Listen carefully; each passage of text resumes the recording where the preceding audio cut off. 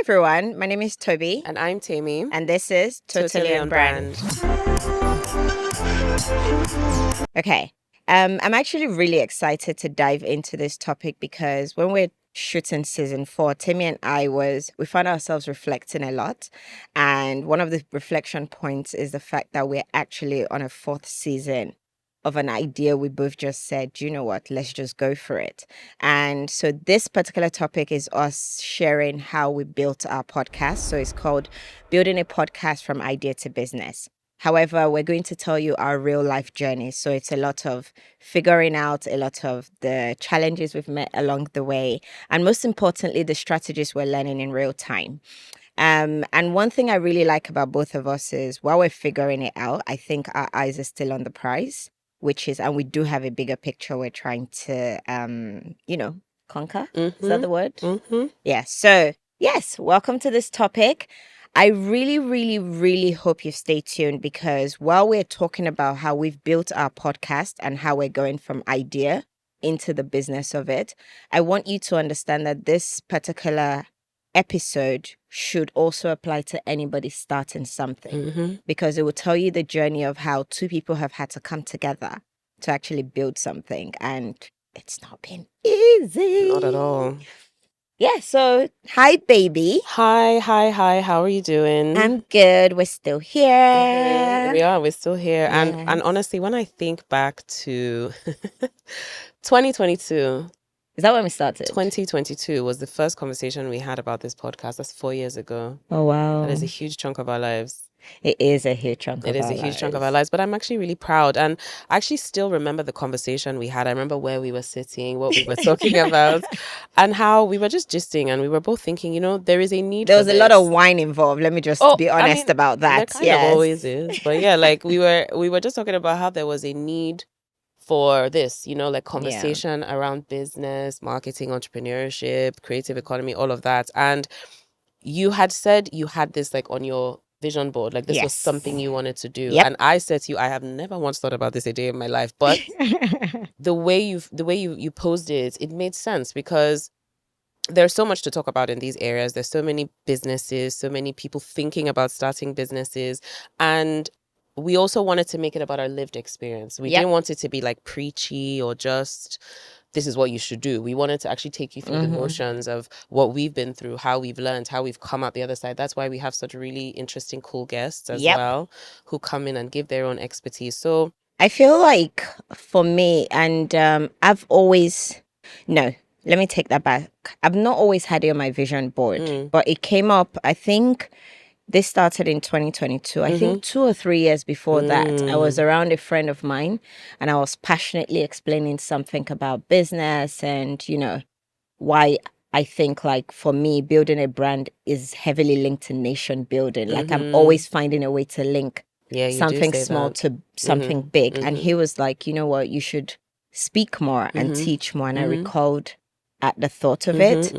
But over time, as I started building the house and realizing that development was very important to me, most importantly, nation, I really think the middle class just needs to grow. Like the disparity between incomes will continue to perpetuate a poverty environment. So anyway, when eventually I decided, you know what, it won't be a bad idea to talk and teach.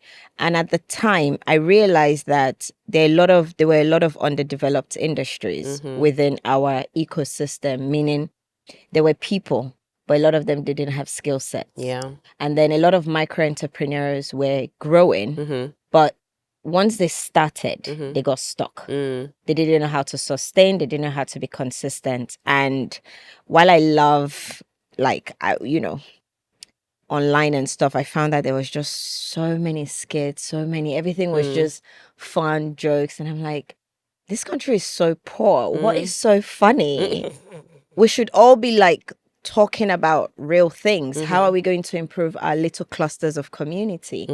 And that was when I knew I was going to do a podcast because there was the journey of podcast developing and people finding their voice and being able to control an environment where you could speak your own way. Yeah. Because for the first time, it wasn't that someone was pushing me. I could create it how I want. And that's how the idea of podcast started to me. And I really liked the idea of that because there's so many resources and tools that already exist to help small businesses. There's like Yes. everywhere you look, there's courses, there's seminars, webinars, whatever. But a podcast, I think, is interesting because it's also a conversation. And it's a way for us to think as we go. You know, we also get feedback from our listeners, from our guests, from each other. Yes. And initially, I'm going to be really, really honest with you guys. In the beginning, I was a little bit scared because I'm very insular. Like, you all know this now. I'm not necessarily front facing. I don't really like to. And the thing is, it's interesting because I do like talking. I actually really like talking and I like speaking. But the idea of being public facing scared me a little. But I think that going back to one of the main pillars of my own life is that I should just add value wherever I go. Temi, it took one conversation for me to know you were going to be my podcast partner. And it's funny because she knew, but I didn't know. And she like keeps telling I've me. never met She you keeps from telling anywhere. me. And the first day I saw her, I was like, okay, what is picking my interest about this woman? Then we had our first date. And literally I was asking you questions. And at some point I couldn't hold it back anymore. I literally said, have you ever thought of doing a podcast? And I remember you looked at me and said, I've not thought about it, but I think I'll be good at it. Yeah. And I was like, yeah. Bingo. Yeah. You really did. Let you me really start did. planting the seed because this is You who I really want did. to do this with me. It was actually so clear in my mind. But I knew you were insular and I wasn't sure how I was going to go on the journey of convincing you to stay in front of a camera and say, Temi, we can twist it where it's not fame. Like, don't worry, you won't be famous, but we can add value. And how did you go from not wanting to speak to people to actually sitting in front of a camera with me? I like the way you said it's a journey because, I mean, even to this day, I still grapple with the idea of I'm scrolling on my algorithm and then my own face pops up and I'm scroll past. I just, but I think at its core, Toby, the way you sold it to me, when you started talking about nation building, and I don't think I'd ever heard anyone lead a proposition with that. Right. And I thought, wow, this is something that I want to be a part of. And this is somebody that I want to do it with. So it was a reluctant no-brainer. Right. But then Toby now came and did. And that's the thing, guys. I just have to tell you that Toby, she just keeps pressing in a good way. I actually push. She does. But she does it really skillfully. You don't know that she's doing it, but she's doing it. And then at the end, when you accept, it doesn't feel like you have been coerced at all. But let me tell you guys what she did. As a strategist, I'm like, okay, everything needs to be in place at the right time, at the this, at the that. Okay, we're doing a podcast. Cool. Who's our team? Who's this? Who's that? Toby said the B word. There's no team, girl. She we're said bootstrapping. She said we're team. Bootstrapping. Where we get the money? I don't know. In my mind, I thought, oh yeah, we're gonna have this like system. Yeah, it was so interesting, and that was what attracted me to you. I knew that I had gone through such a dogged journey of starting a business from scratch and, having to mop floors and do some of these crazy things to get to where I was. Whereas you were a strategist, you had helped brands like mine get to where. So it was, we always found ourselves arriving at the same results, but the approach was always so different. Yeah. And I felt like deep down, we didn't know each other. We had never worked together before. And our true success in my head would lie if we went through the journey in its most painful part and we still come out on the other side. What do I mean by that? Like, we've never built something together before. So if we start with everything perfect, then what happens when things start going wrong? Absolutely. So I wanted us to put our hearts into it and actually check if we can keep our hearts in it before we brought in people and start building all these grande things. And I feel like as well, we needed to also, I knew nothing about podcasting. Yeah, same. But I wanted to do it. And I always feel like if you go into something not understanding the ecosystem of it, it's easy for people to use you, abuse you, take you on a ride, take advantage of you. And sometimes you're not even as sympathetic to your team's journey. So I wanted us to be our videographer, be our own producers, so that when we do have people in those roles, we understood what it needed to be, Yeah. and hopefully ask ourselves as we went along, Yeah. can I go through the dirt with Yeah. this lady and come out on the other side? And that was a really fantastic approach to it. And I think that anybody who is starting a business needs to consider that as well, because you read all these really sexy stories about how people have raised funds and they have this and they already have their systems and structures and teams in place. That's good. But at the same time, if you've never gone through a stressful period, you actually cannot deal with stress. Personally. So, and especially when Like, you're building period. from the ground up, which is basically what we were doing. We just took an idea and decided to develop it. Yes. But that bootstrapping, it taught us a lot of things. Like Oh even the team my we have now, we know God. exactly what we want and what we don't want. Yep. In a way, we've had to be very conscious of what is necessary and what is extraneous. Like there is nothing that is fluffy around here. Everything we've done, we've needed. Yes. Nothing has been extravagant, and it still has kept its like quality. And have you also noticed that bootstrapping in the beginning now makes this period feel like ease? It does. It really does. Whereas, like, if we had started off with this, we would constantly be thinking, what's next? What's more? Yeah. I really appreciate that about the beginning of our journey. I mean, it was hard. I'm not going to lie. It was really, really what did you difficult. find the most challenging? Having to deal, as you know, the most challenging thing for me was having to deal with processes and operations that weren't inherently mine. So like having to think alongside a videographer, having to think alongside, or having to think with a production mind when I've never done that before. I see. Because you're used to a team, right? So like you go and think of this, yes, you go and think of, whereas now we had to think of holistically. everything and then say this person does this. And most people would say typically bootstrapping, the hardest thing is the finances. It was hard, but that wasn't the hardest thing. The hardest thing for me were the processes. It was hard. It was difficult for me to think while wearing several hats in an ecosystem I wasn't familiar with at all, right? So that was hard, but you're right. This feels like a breeze right now. It was actually, I found the hardest thing I found during that period was building something from scratch while having other things going on.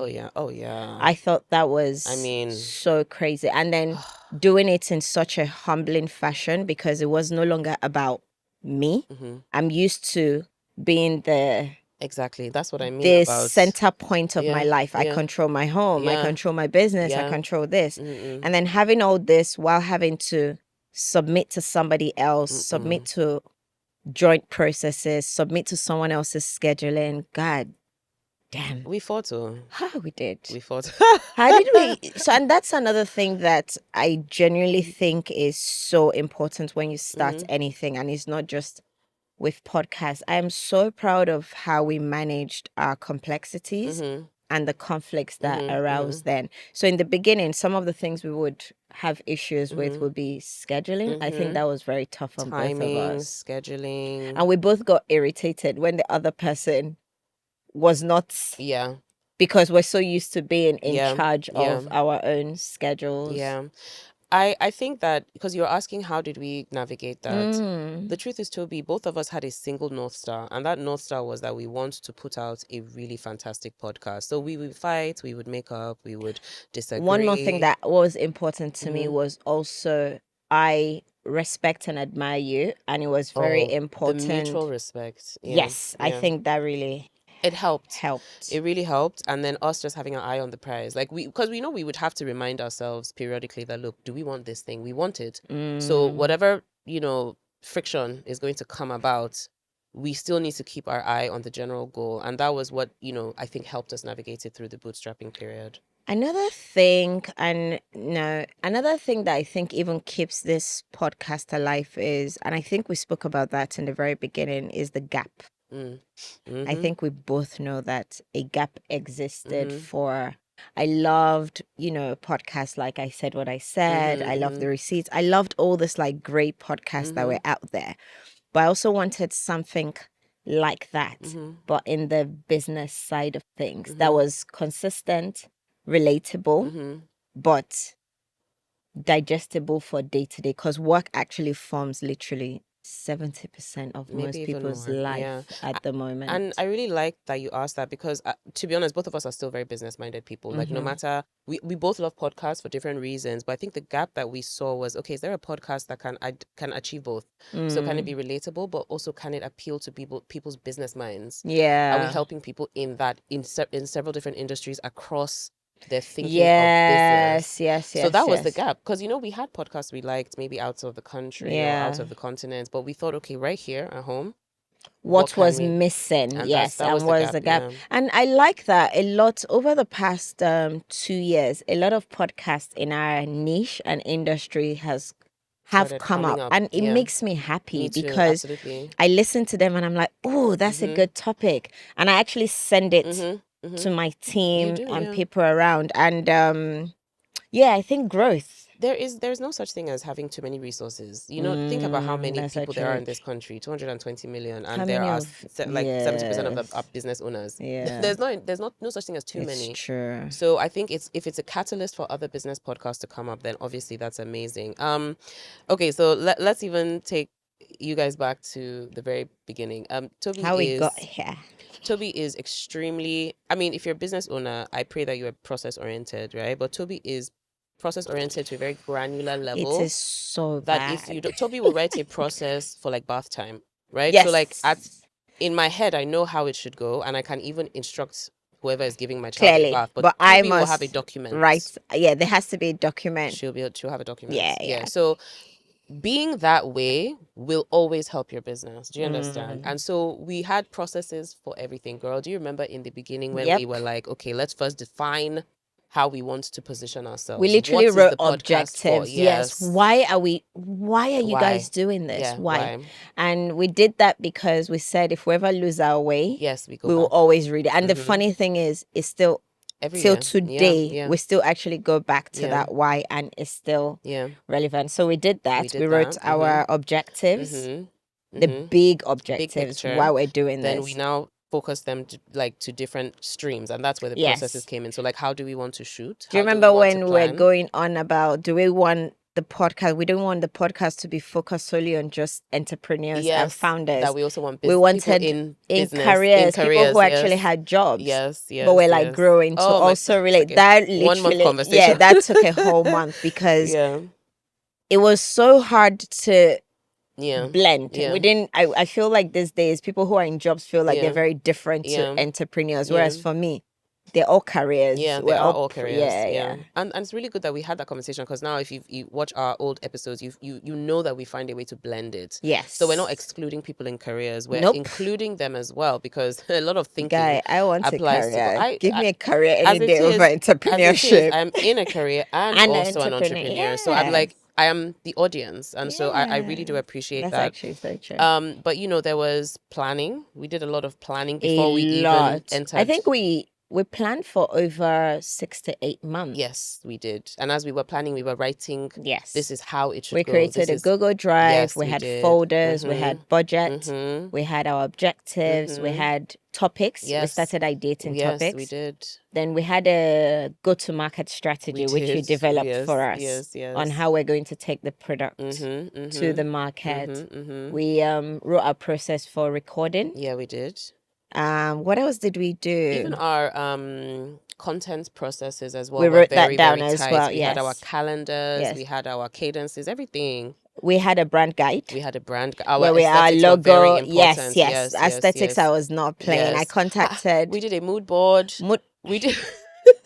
So we contacted one of our old. Remember when we reached out to Razak and he created the logo for us, even the name. Yeah. Oh, the naming. Yeah. Wow. So Temi had an agency, slightly made it easier. So once we agreed on everything, she just created a brand deck from that. That was tough. Yeah, that was tough, but it was necessary. Yes. And I would still put that in the bootstrapping period of it. And for me, it was so interesting. One of the things that did take long, or why a long lead time was added to this process, was we had to always, for me, I know we had to do it together. So that it was something we both built. Like if it needed to feel like 50% Temi and 50% Tobi. Do you know what that brings me to? And that is so important to me. I don't know why. Do you know what that brings me to? So you always talk about like the softer skills. Like you talk about, because obviously we're talking about like, the structure. But what was important to you about the softer things? Like, okay, it's 2 of us now. How do we make it work? We can talk about process documents from now till tomorrow, but like, what about the softer things?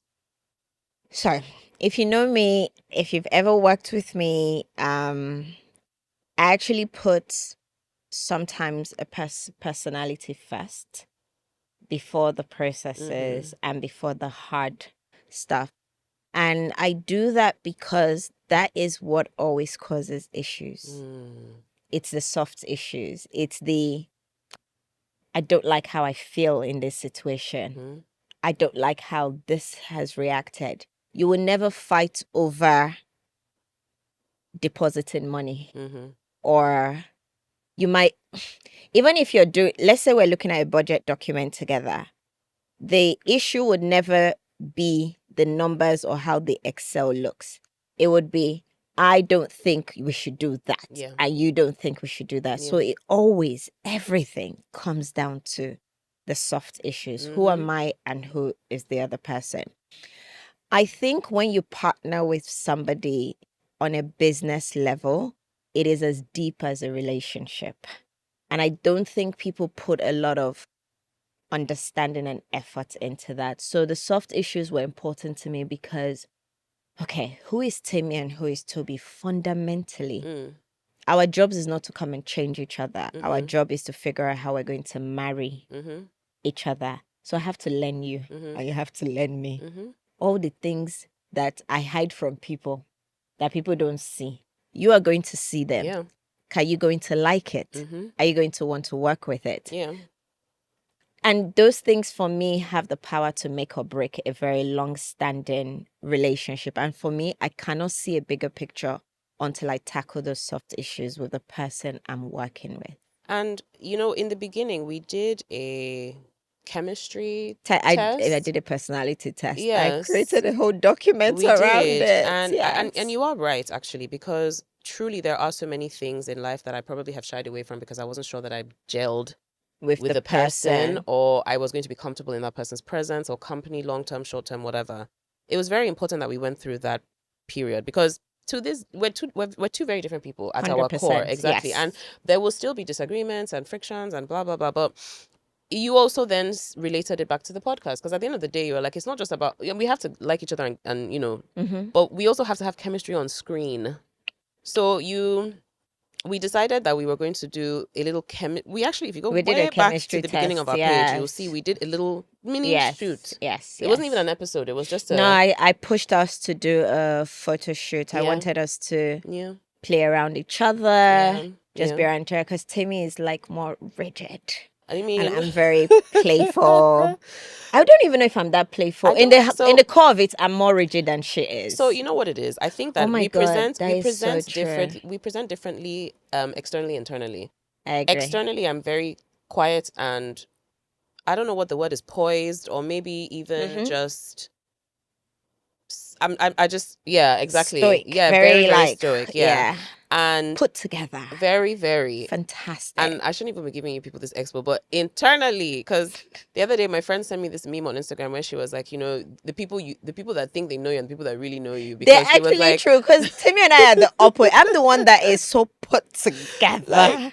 Like if I'm comfortable and if I'm not necessarily in an external environment, I obviously am a little bit more. Tobi is not as playful as she presents externally. No, I'm not actually. Yes. And people don't realize that. Like I'm playful, warm. Yeah. But when it comes down to it, I'm very rigid and very like militant. Yes, a little bit. And still warm, but very like curt. Yeah. And I know that working with me, it can shock people, especially with how granular I was. So it was very important that you learnt me and I learnt you. And with that personality test, the secret to it is every time you come into a situation where you have conflict with the person, when you remember those soft issues and who they are fundamentally and who you are fundamentally, it makes it easier to get over the hump, for me anyway. And, you know, like you said, mutual respect. I just need to keep reminding people that no matter how different your personalities are, there's mutual respect. You understand things like if somebody offends you, it's not because they intend to.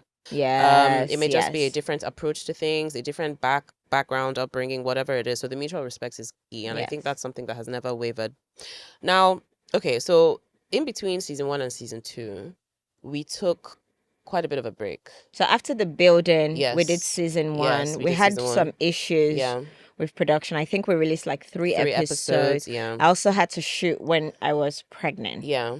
which I don't even know why we pushed through that, because I think we really didn't want time to go past. Yeah. We didn't had want a to plan, lose momentum. and it was important we stuck to. That's actually Yeah. a good point as Yeah. well. With me and you, when we say we're going to do something, Yeah. we kind of make sure we do it no matter what. We're very dogged. Yeah, and that's not to say that it has always worked, but we are very dogged. I feel like we tend to try and push past things that we and which is not good sometimes. It Yeah. has actually caused issues in some instances, it I would has. say. It has. I mean, and then also contributing to that break was also me going into employment. Oh yeah, which guys, took me this out was of the very States. guys. Yes. No, sorry, I need to talk about this No, because Temi. What? Imagine partnering, you and someone go into a relationship, It's like good for you. You looked for me. relationship. You know, she was an entrepreneur, I was an entrepreneur, so there was that slight flexibility. So in the beginning, you know, I call her, she's available. She calls me, we're available. Everything is moving nicely. And then one day she's like, I'm going to work. And I was like, what do you mean? What's going to happen to your business? So I'm going to keep it. And I thought, oh, great, fantastic. Then I thought she's going to have 3, 4 jobs, including her family. Oh, God. Okay. How's this going to work? Timmy goes, don't worry, Toby. Nothing is going to change. Famous last I words. will do everything. Famous last words. Yeah, she thought she was Superwoman, guys. Hell no. Anyway, like, okay. The problem started. Let's not focus. Tell me, please tell them. deep. You have to be honest. The I'm problem gonna be started. honest. Okay, I'm gonna Guys, be this was honest. actually probably the toughest I'm period gonna for be us. honest, and that's again why we thank God that mutual respect and just like grace, right? Toby gave me a lot of You also grace, gave me right? some. I mean, yes, I think that the reality is never the same as the expectation. The truth is, I was upset that you were trying to kill yourself to do everything the same way. I was so upset. Do you know how we resolved it? I think how we resolved it was the reason the break came about, because you actually said to me, I'll never forget, you were like, the problem is that you're spreading yourself too thin, so nothing is getting done well. So I said, Temi, just tell me the truth. If you're tired, be tired. Just accept it. Don't try and human. Not superhuman. It was intense. It was very intense, and that's how did you navigate that? Like, what was going through your mind that period, and how were you? I told you we had this conversation. It was a lot of disappointment and a lot of guilt. It was a lot of, I have signed on to do something that I'm really passionate about, but this other thing has taken me away from it. So I felt very guilty, like I was letting my partner down. So we had that really frank conversation. I remember it was like an hour long, and I was just like, I feel so guilty. I don't know how I'm going to get. And then she was not angry that I was guilty. I was like, how can you be angry that I'm guilty? And then we were like fighting. But then, it ended in love and everything. But the point is, navigating it was basically just me going through it, and you basically saying, okay, this is I'm gonna give you grace. And it coincided, I think, as well with your pregnancy and also having a newborn. So in the same vein of the tables switched very quickly. In the same vein. And then I now then became the person who was like, Toby, please don't try and do too much. And she being she just doing all. Like just I don't know when to stop, and she doesn't I'm stop. learning. And me being like, me, I've had 2 children already. I've been through this. But again, phases in life are very important, because who's to say that when you are building something is the right time to then you actually called me and was like, look, I've gone through this. I know you think it's just the pregnancy that's tough. That those few months after is going to be hell for you. That's when you took a little, because I did not think of the after. I only thought of, once baby come out, it should be fine. And you were like, huh? Girl. So that's when you then, again, a lot of grace was given. So that was why we took that break. Yes. But, we had a conversation one day, really frankly, where you were like, do you still want to do this? Yeah. So from personality test and from the bootstrap, there was always a strategy for me, which is for us to, when you go through that journey, you're forced to ask yourself over and over, do I still want to do this? And you have opportunities to stop before it goes too far. So I treat work like an actual relationship. So what are we doing? Basically, was that called? When you ask the guy, so what are we doing? Are we going? Is it going into marriage? or Yeah. should we step off the Yeah. pedestal? Yeah. So when we took the break, I saw it as an opportunity to say, T, a break is good, Mhm. but the real question is, are you still interested? Mhm. Because we Mhm. hadn't gone, it's only 1 season or 2 seasons. It's not too bad. We can Mhm. walk away now. Does it Mhm. still fit into our bigger picture? Mhm. And yeah, I was quite nervous asking because I was like, what if she Well, actually she says says yeah. no? Like, I don't want to do it anymore. I Then I'm like, know. oops. I But know. I still think I like being brave enough to ask those Mhm. questions because Mhm.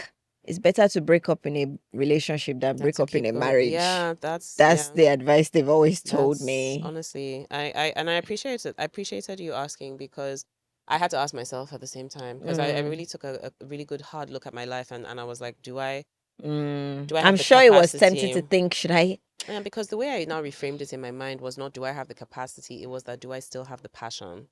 So when the answer was yes, I was like, hell, I'm Push through, just gonna figure push it through. out. Yeah.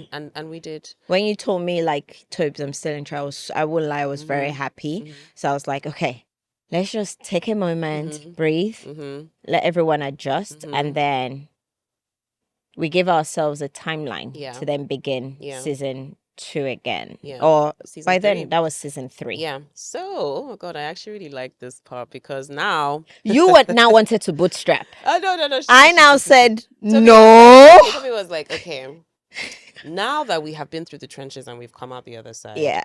it's time for us to start thinking about how to grow, how to Yes. evolve. We need help. We need help. We're ready to. We're So ready. we started doing a couple of things. We started looking for team members, right? So we were like, okay, from the beginning, we had somebody assisting us with social media, but now we That were was like, it. okay, let us have somebody implement the social media strategy. Mm-hmm. Let us have a producer. We need to be produced.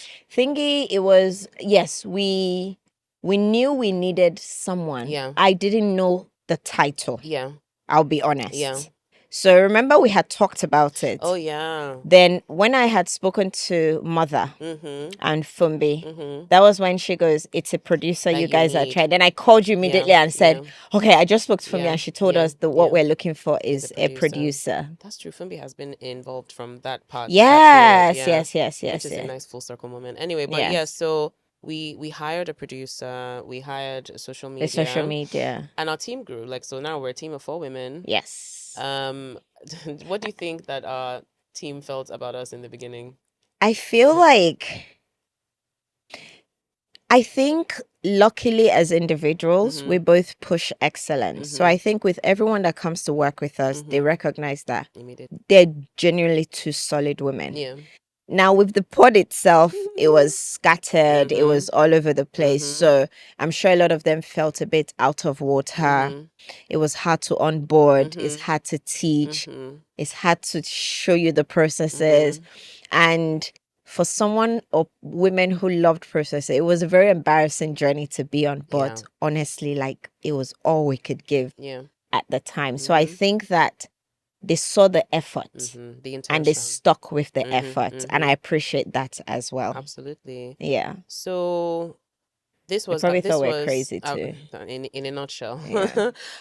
This was before season 3. So this is we did season 3 here now. Yeah, we did season 3. So when we got our producer Andrea, yes, then things balanced a slightly, little bit. yeah, with timelines as well. Yes. Yeah. Then what we now realized our biggest issue was at the time was distribution. So yes, we're producing this podcast, but we're not actually pushing it out. Yeah. Like it felt stuck. It felt like we're talking to ourselves. Yeah. I would not lie and say, I want to be honest and say distribution was a little tough for me because number one, I was a little shy to go bigger. Number two, it was, we now have to measure the metrics and I have to see growth. If there's no growth, this thing has to be shut down. So it now became a journey of we now need to build this back to our big picture of turning it to an actual business. Like we cannot play small anymore. And I think part of what influenced our decision to get a studio, get a production house was that if we are going to make this a serious podcast and therefore a serious business, then obviously we need to start thinking bigger than, we'd bootstrapped, we'd done it in our living rooms, we'd done the best we could, but in terms of getting that distribution, the quality needed to increase a little bit as Yeah. well. So the aesthetics, the visuals, the production, Everything. the output. Yep. So that was season 3 for us. Season 3 was that litmus test of, okay, let's see how well we're going to do if we put all these things behind us. And we saw results. We actually did. started seeing results. Guys, our statistics are cool. Like Yeah. when our producer wrapped up, Oh, that was like nice. it was so nice because you realize that the power of will and consistency, it does produce some form of results. Yeah. I think the next step for us was now to be present and take it more seriously. And I say that not to say we were not serious about it before, but say in the order of things, I had 6 things before it. But now I needed to bring it up a little bit, and we're building it now properly. We are, and I think one of the greatest measurements of success for a podcast is how many people listen. I mean, isn't that the greatest metric? Yeah. So in season 3, throughout and after, we actually had people message us, reach Yes. out to us, say they're listening People to the stop podcast. us outside and say, you said this on the pod and it's really helped me. Yeah, and I do. honestly, I feel so good. I feel so shy, but it's fine. I still think You're still shy I'm still shy. What do after you mean? 4 seasons. I mean, by season 10. But I still think it's not, forget the shyness. It's the fact that somebody Don't worry, we'll has soon start listened. dancing on TikTok. Hell no. But it's the fact that somebody has listened to what we've had to say. It has Yeah. resonated with them. We actually had people say it resonated with their business. Oh, this has helped my Yeah. business. I've adopted some of these strategies. So that was really nice. And I think it still calls back to everything we had done to lay the foundation for the podcast, right? Yeah. So I think that What how are we do doing? Yes. to What refine? so Yeah. in terms of right now, we've shared with you how we went from an idea to turning it into an actual product. And I think the most interesting part for me now is going into the business of it. Yeah. I'm not going to lie and say I know anything about the business of podcasting, but what I do know how to do is structure businesses for success. So I feel like now we are tightening our processes, registered our business, bank accounts, understanding, getting sponsors in, profiling people that we want on the pod, even in a deeper measure, inviting people to reach out to us if they want their stories amplified on the podcast. Hopefully a tour, hopefully find ourselves in some great business conferences across the world, and create more events and activations within our home country that sort of hits our objectives of wanting to be a relatable source of education for business and career through lived experiences. Absolutely. And I think for me, what is interesting now that we are beginning to think about it as a viable business is that even when I work with businesses, I always revisit them after a few years. Oh, that's amazing. So to see how they've grown, and luckily most of the time they would retain us for those years. So we're able to measure how they've grown. And for me, the podcast as it is right now has gone from, yes, an idea to something that is viable, that is scalable, that is reputable, that builds trust. And now it's less, oh, what are we going to do? And for me, more, how are we going to do this in a big way? How are we going to achieve our goals? How are we going to gain more interest, more awareness? And that's why now we are entering into that place of actual business. So sponsorships, partnerships, all those things are important to us because we're not just looking at it as a simple expression of ourselves and our business knowledge. It is actually a business, right? And what we want to do is, as we grow and we learn the aspects of business of this podcast, we want to be able to talk about it, so other people who want to go into the business of podcasting can also use those. Exactly. And most importantly, I feel like podcasting as I don't know what the word to use, as an industry or phenomenon itself interests me because of the journey from radio to it and how it is so powerful and has flattened education a little bit.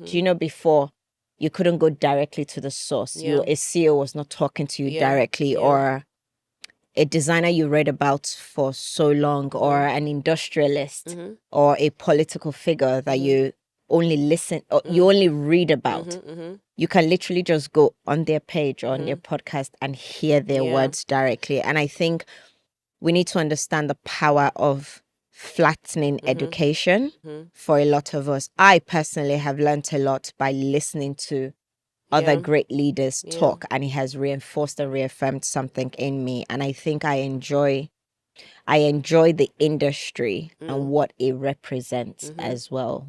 I think for me, it's the medium of delivery. So I love that. people love books. You know, to this day, people still tell you that I wouldn't listen to a podcast. I'd prefer read to read a book, yeah. But I like to democratize access. So if, like you're saying, you're flattening the education, it is not because there are still book readers. Oh yeah, But 100%. once you start giving people more ways to access that education that you're talking about, you do better. And that's why I mean flattening it is the CEO is no longer so far away. Yeah. He has like you flatten the hierarchy. You've created easier access. Basically, but for me, yes. it's also that you've also enveloped a whole new segment of people that would not read a book. Like, Yeah. because we have to remember that everybody consumes information differently.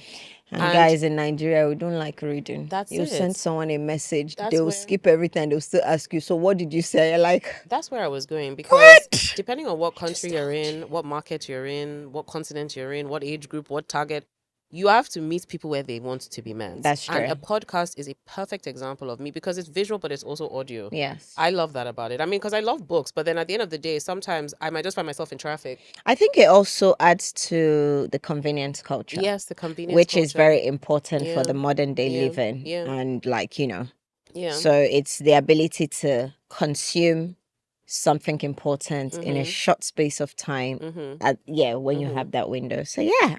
And another thing that is quite important to us, and something I'm very passionate about, is I don't really believe in just a single, like, it's not one to one. Like I don't really want it to just be a podcast of Temi and Tobi, of Temi and Tobi. I want it to be an ecosystem. I want it to evolve into road shows. I want it to evolve into books. I want it to evolve to webs. Like, it needs to be an ecosystem of. We have so many people. plans, our templates. We haven't shared. We have so many. We wanted to build for all our episodes. Eventually, we want to be able to create like usable templates that people can use to apply to their businesses or their personal, anything that just leads to growth and development, honestly.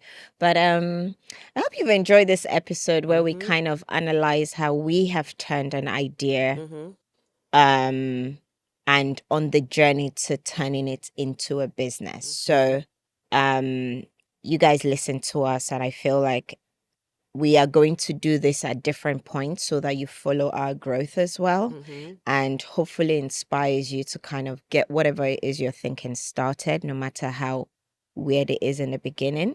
I'm sure people watch this podcast and think we always started this way, but wanted to share, if you go on our YouTube channel and see our first video, you would definitely see major improvements. Like, it's not even like we used to shoot in my house. Yeah. And now we're in a studio, like surrounded by like highly skilled people. So honestly, start whatever you want to start. And most importantly, like, we hope the people who are, avid followers actually see as we take this to the business. So literally watch this, because the girls are, they're ready. They're ready. And so as we close, I think that another thing to really remember is that you can only have these conversations when you've been through the journey. Yes. The only way we were able to go through this journey is because we just were consistent. There were hiccups, right? Whatever, but we were consistent to our goals, we were consistent to our vision, and now we've seen the growth and we've seen the improvement. So that's not to say we've ended. Like, we have so much more growth to do, but the transparency is what we love. It's what keeps us going. So we can be transparent with you, and you can also learn how to apply it to your own industry, whatever it is. And I really hope you take the little the journey points of what we have shared, and hopefully you relate that to something you have started or something you're about to start. So planning, strategy, positioning, production, soft issues, mutual respect. Should you be in a partnership, or should you be doing it by yourself? There's so many questions you have to ask along the way, but start answering those questions. Yep. So, guys, I hope that you Yes. have enjoyed this. Don't forget to like, subscribe, listen on all the platforms that we're available on, and we will see you next time. Bye. Oh my God, I was about to do peace, but come on, Toby. Bye. See you guys later.